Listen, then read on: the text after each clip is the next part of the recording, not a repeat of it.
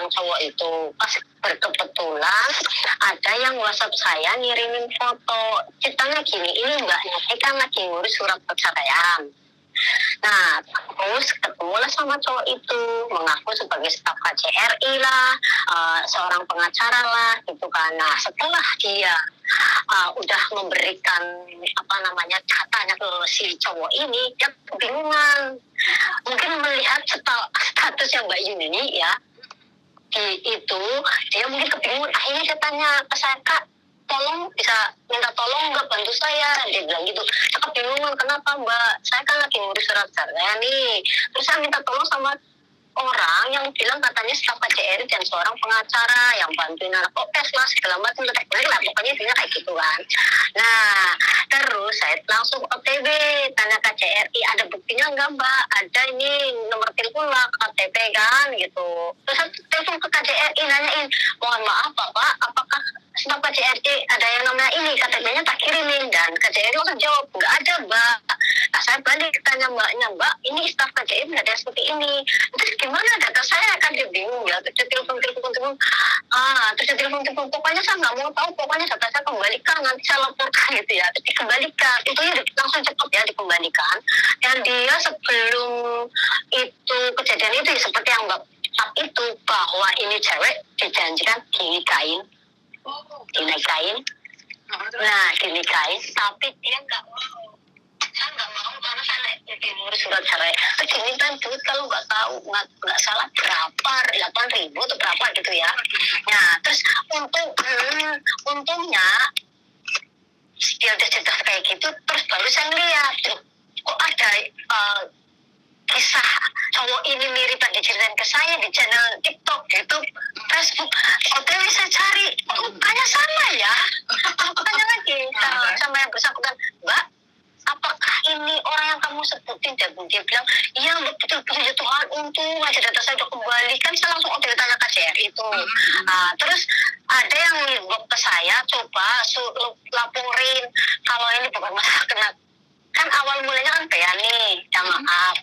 Nah, saya bilang kalau kasus kayak gini harus dikumpulin semuanya. Saya cuma ada nomor, yaitu yang saya kirimin ke PN itu KTP-nya dia. Nomor teleponnya ada, nomor Indonesia ada. Nomor teleponnya bersangkutan.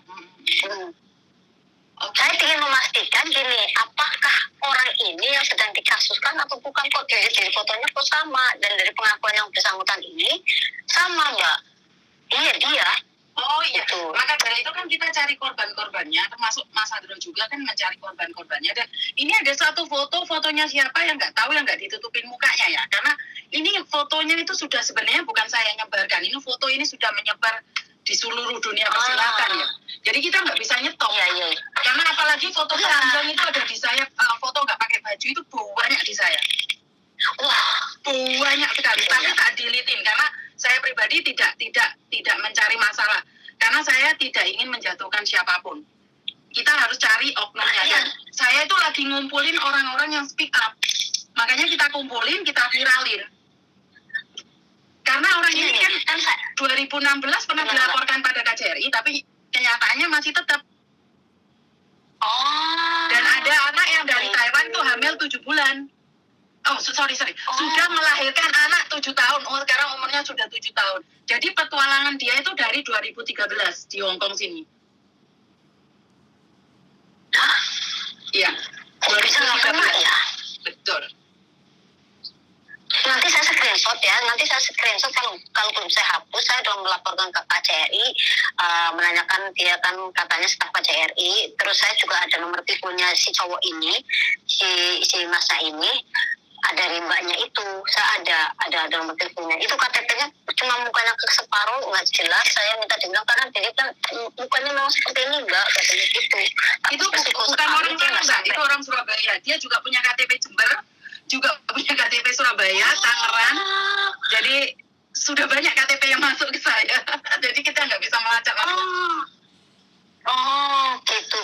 Sebetulnya saya ingin nelpon ke PN, tapi kan kalau telepon kan langsung YouTube. Sedangkan saya ini kan dari serikat, saya nggak mau saya nanti terserikap, saya nggak mau begitu. Karena aku sekarang lagi live. Kenapa? Aku sekarang itu lagi live. Karena aku sekarang lagi live. cowok, dari pengakuan yang bersangkutan itu dia memang udah banyak korban begitu. Makanya kalau korban yang lapor di jenengan nggak speak up, kita nggak bisa gerak. Karena saya tuh awalnya kalau KJRI kan tidak bisa memblacklist ini orang masuk Hong Kong. Kalau saya pribadi, kita kumpulkan semua datanya karena saya sudah pegang paspornya dia. Saya sudah ada paspornya dia. Karena paspor masuk Hong Kong kan lebih penting lah. Daripada KTP kan lebih penting paspor kalau masuk Hong Kong. Nah, saya itu nunggu orang speak up dan kita bawa dia ke kantor polisi. Siapa aja yang sudah dibohongin dan modusnya seperti apa. Dan setidak-tidaknya agar laki-laki ini tidak masuk Hong Kong, itu aja. Masalah perkembangannya bagaimana, kita serahkan nanti ke Indonesia. Kita nunggu orang Indonesia yang jadi pengacara yang mau membela TKW, itu aja. Yang jadi pertanyaan, benar orangnya ya, tapi kok mukanya kinclong di tempatnya kayak daripada di tempatnya saya nih. Luar arek ngeditnya kan pinter-pinter, saya nggak ngedit, soalnya saya nggak bisa ngedit. Itu kan bukan saya, YouTube, Facebooknya, TikToknya. Saya cuma pegang aja. Iya, jadi kinclong sekali mukanya. Terus aku bilang gini, ini di Mbak Yuni kok sampai diaduin ke saya ya, tapi dia bersyukur sekali datangnya kembali Mbak Yuni. Setelah saya bilang, Mbak ini bukan staf KJRI, ya datangnya langsung dikembalikan Mbak. Kembalikan. Posisi dia sekarang ada di Indonesia kalau nggak salah. Iya, bulan 2 ini barusan pulang Indonesia Mbak. Karena bulan 1 nggak salah. Bulan 1 kan kumpul kebo sama salah satu anak saya dan anak saya hamil sekarang. Oh ya, pada gampang sekali itu gimana ceritanya, apakah dia mempunyai ilmu batin yang tinggi atau apakah dia mempunyai ilmu yang luar biasa hingga segitu banyak korban? Tidak. Itu Modusnya satu Mbak, kita kesepian, habis itu laki-laki ini memberikan kita makanan, kita didatangi, disuruh sholat, jangan lupa sholat ya, jangan suka ngaji ya, habis itu ini tak beliin mukena, tak beliin baju lah. Wanita mana yang tidak terkonyong-konyong kotor? Tapi kan masalahnya gini loh Mbak Yuni, masalah kok begitu mudahnya itu yang ditidurin terus dinikahin sampai ada yang nikah, itu ceritanya bagaimana? Ya karena bisa semudah itu karena kita memang kan di sini kan kesepian tuh Mbak, mengharapkan seorang imam yang baik, benar nggak? Jadi ya itu istilahnya dengan kayak gitu. Betul, jadi datangnya dengan cinta dan kasih. Jadi siapa sih yang bisa menolak cinta dan kasih? Kebencian kita bisa mudah menolaknya, tapi kita tiap hari, sayang udah sholat belum? Ayo makan dong, udah ngapain? Kan gitu kan orang lulu kan setiap hari. Setegar apapun wanita itu butuh kasih sayang. Sehebat apapun wanita itu akan lulu dengan cinta. Nah, terus ini nanti kasusnya seperti apa nih? Kalau saya pribadi, karena saya pribadi kan bukan siapa-siapa. Kalau sampean kan salah satu itu. Jadi sampean orang-orang kuat lah. Kalau saya kan bukan siapa-siapa. Jadi kalau saya pribadi, ini bukan masalah ketenaga kerjaan Mbak. Jadi saya hanya memberitahukan. Ibaratnya gini, kan ini bukan masalah ketenaga kerjaan ya istilahnya. Karena saya lihat awal mulanya itu dia ngadu ke saya kan belum lihat yang seliveran di ini ya gitu TikTok gitu kan. Aku setelah dia udah ngadu kayak gitu kok saya langsung cekrek aduh ini kok fotonya mirip gitu. Terus tak cari kata ya wah ini Mbak Yudi dari kemarin tak info kan dibalas, ini dimasuk kan dibalas. Wah ini gimana caranya saya ngubungin, maksudnya biar apakah saya yang dibutuhkan gini, apakah orang ini benar, apakah ini KTP-nya, soalnya KTP-nya ada yang bahwa dia seorang pengacara kok bisa mengambil segitu banyak orang kayak gitu, ini pengacara gadungan aku bilang gitu. Terus intinya begitu dia memberitahukan kepada saya langsung OTW tanya ke KJRI bahwa dia bukan stafnya, tapi kok semakin kesini kok apanya kok korbannya banyak banget. Nah biarinlah Mbak Yuni aja yang kasih tahu nih, nanti anaknya mau nggak ngadu ke Mbak Yuni gitu, anak yang bersangkutan. Kalau mau ya syukur-syukur, jadi semakin banyak pengaduan kan semakin bagus. Maka dari itu yang saya minta mereka, karena kalau saya mengadukan nggak ada alasan. Saya nggak kenal kok, dan saya tidak ditipu. Tapi kalau saya mengantarkan ada 10 saksi dengan paspor ini bahwa seperti ini dan seperti itu, jadi mereka akan merespon. Setidak-tidaknya jangan masuk Hong Kong, karena laki-laki ini sudah ke Taiwan merusak, Hong Kong merusak, Singapura merusak, tapi kan nggak speak up. Kenapa? Karena memang malu. Ke video tidak pakai baju dia disebar loh Mbak. Ada yang salah satu orang tuanya karena kaget sampai meninggal katanya. Jadi ini laki-laki ini modusnya adalah kita waktu main itu nggak pakai baju di video terus disebarkan. Dan ini adalah pelecehan. Jadi ini bukan masalah ketenaga kerjaan, ini udah memang jauh beda ya. Ini harusnya pengacara yang ada di Indonesia yang bertindak. Karena merugikan TKW. Jadi bukan ketenaga kerjaan dengan majikan, dengan agensi ataupun dengan KJRI. Iya. Ini sangat miris sebenarnya. Jadi saya rasa korbannya bukan cuma 20, bahkan ratusan. Yang saya lihat kemarin tadi itu nggak sampai 16 yang hamil apa gimana tadi kalau nggak salah. 4 yang hamil, 16 yang nggak pakai baju.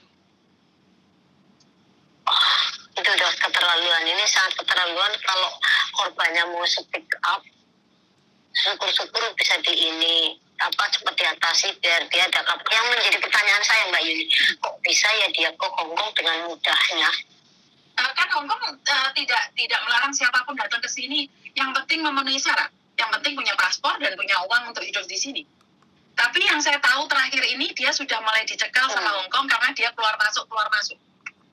Karena itu dia extend di imigrasi dan salah satu anak itu sudah melaporkan itu pada saya dan paspornya sudah ada di saya saat ini. Tapi kan saya tidak bisa melapor tanpa yang bersangkutan. Bukti ada, tapi kan bukan yang bersangkutan. Ya. Jadi laki-lakinya Indonesia ngakunya dari Jember, Jombang, Surabaya, Magelang, Yogyakarta, Tangerang, Bekasi. Itu semua. Dari Jawa Timur sampai Jawa Barat itu alamat dia. Dan dia punya KTP itu semua. Yang menjadi pertanyaan ya Mbak, satu lagi. Kok dia bisa bikin KTP gonta-ganti itu ceritanya gimana ya? Berarti dia sakti mandraguna. Kalau masalah Indonesia kan saya nggak tahu ini. Bukan. Nah, masuk Hongkong kan dengan bebas. Ngambil banyak duit orang. Nah, sekarang bisa bikin gonta-ganti KTP. Nah, yang ketiga, itu nomornya ganti-ganti apa enggak? Soalnya nomor yang saya panggil itu nomornya aktif. Aktif? Dia nggak akan mematikan nomor itu, Mbak. Nomornya dari dulu nggak ganti. Sama apa enggak?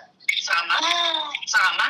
Dari itu ceweknya yang dari Taiwan itu yang sekarang sudah trauma kerja di Hongkong, sekarang kerja di Taiwan itu. Nomornya tetap. Jadi ini adalah pecundang laki-laki yang diakui. Nyatanya nggak ketangkep gitu loh. Ya itu makanya sebagian kayak gitu kenapa nggak ketangkep ya?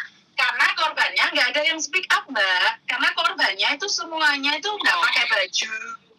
Jadi nggak bisa. Iya. Karena korbannya nggak ngomong. Ya, nggak berani. Ibaratnya kayak gini, kamu melaporkan saya share semuanya. Sudah di-share, Mbak. Nggak masalah kayak gitu. Sudah di-share. Saya punya 16 itu. Dan saya ditantang bahwa saya itu tidak akan bisa mengusut kasus ini. Saya sudah ditantang. Tapi giliran nomornya tak telepon mati. Ini ya kalau nge-share ke saya dia pakai nomor lain. Jadi saya tidak tahu siapa yang nantang saya. Pertama kali saya up, saya langsung ditantang. Kalau kamu perempuan, video teman-temanmu ini semuanya maka saya akan serahkan. Dan ini adalah pelanggaran undang-undang kan? Undang-undang IT ya? IT. Betul, tapi nyatanya nggak bisa melapor tuh. Banyak orang yang melapor katanya suruh bayar malah. Jadi saya menunggu. Pencemaran nama baik IT kan udah dihapus kalau di Indonesia. Ngerti, tapi setidaknya beberapa perempuan jadi korban loh, Mbak. Kalau bukan pihak wajib yang menangani ini atau pengacara-pengacara kondang di Indonesia, suara kita nggak akan didengarkan. Nah itu. Kalau nggak viral di Indonesia tuh nggak bisa. Ini nggak akan ada yang angkat. Kenapa saya tidak akan pernah berhenti sebelum selesai? Iya, ini berhentinya nanti Mbak. Karma berlaku nggak bisa berjalan dengan banyak. Kalau masalah karma itu kan ilmu tabur tuai, di mana kamu menanam kamu akan menuai. Tapi bagaimana dengan orang-orang yang sudah kehilangan pekerjaannya sampai stres sampai gila itu gimana? Kan kalau di undang-undang Hongkong kan tidak tercantum seperti itu. Iya. Kalau tidak memenuhi syarat dan ketentuan labor kan kita bisa nuntut. Tapi ini masalah hati.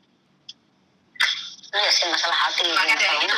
Masalahnya masalah hati itu bagaimana dengan yang hamil? Apakah kan gak dinikahin juga? Terus yang nikah siri kalau nggak salah yang di Abditan itu nikah siri kan? Digebukin Berapa kan orang dia? yang nikah siri apa?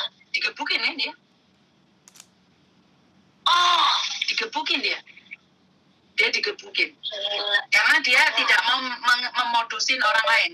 Ceritanya adalah sesama wanita dimodusin, terus istrinya mengaku istrinya sakit, kena kanker, kena apa, jadi minta bantuan wanita lain untuk kirim uang. Kayak gini kok nggak ketangkap padahal udah lama ya laporannya ya. Ya karena gak ada yang lapor mbak, kan baru akhir-akhir ini aja yang lapor, karena saya ada bukti tapi nggak ada yang lapor. Makanya kan saya ceritakan ini sampai kapan kalian tutup aib kalian sementara saya sudah lihat aib kalian. Lah ini kalau saya saja yang lihat, bagaimana orang di luar sana? Ada berapa orang di luar sana? Gitu. Saya lihat mbak, yang teteknya dibuka lah, yang barangnya difotolnya dikirimin semuanya ke saya. Ini yang sangat memalukan. Iya. Karena saya tidak terimanya adalah karena saya adalah perempuan. Tapi percuma suara saya nggak akan ada yang dengar kalau kalian tidak memviralkan.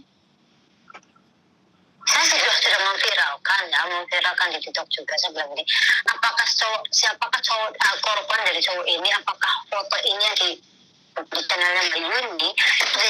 Iya mirip, ada yang komen mirip, yang komen ini gini. Mbak Yuni aja saya inbox juga. Kok nanti yang ini tuh Thomas kayaknya ya.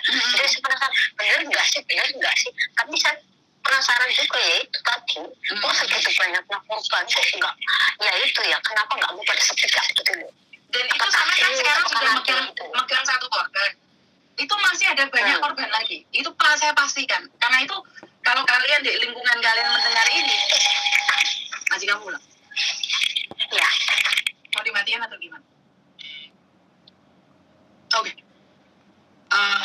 Sekarang saya lagi live ya. Jadi ini